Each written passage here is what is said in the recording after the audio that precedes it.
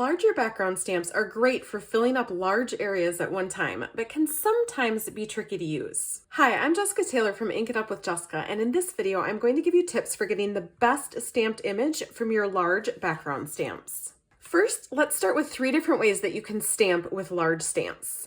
The first way is to use Clear Block F. This is the largest clear block that Stampin' Up! Has, and all of their background stamps fit on it perfectly. The second way is to use your Stamparatus. If you have trouble holding that large clear block, you can use the Stamparatus and attach your large stamp to that.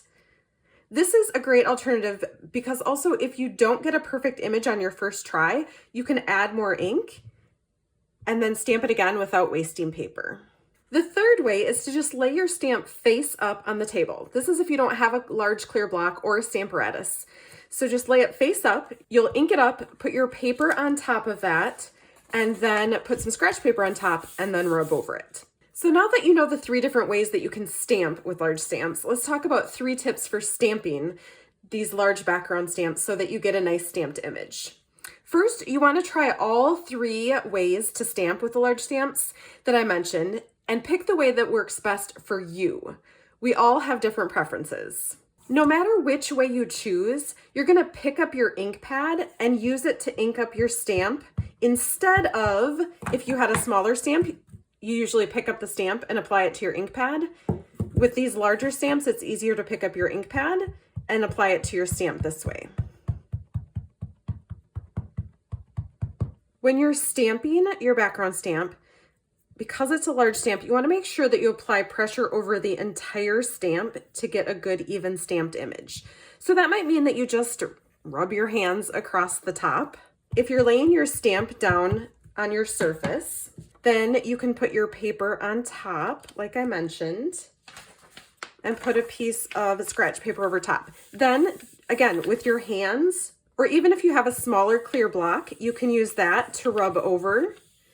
And you just want to make sure that you're applying pressure to the entire stamp, like so. When you're using the Stamparatus, I like to use the line on the grid to line up my piece of paper so I know where it goes. Because I'm stamping a large stamp over the whole image, I can't really use my magnets to hold that in place. So I want to use my lines to line it up. You can also put a piece, like a little dab of adhesive on that piece if you want to make sure that it stays in place. Sometimes I'll just put a little tiny bit of adhesive on the back, put it in place like that.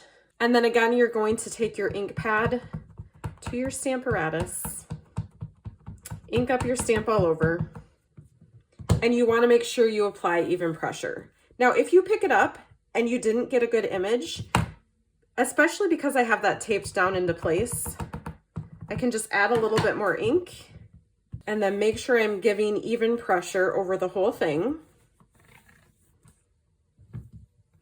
And you can see that looks dark and nice. So grab a large background stamp and give some of these tips a try as you make a card. You can find more information about how I made these 3 daisy cards at the link in the description below. If you found this video helpful, please give it a thumbs up and be sure to subscribe for more card making videos. Happy stamping!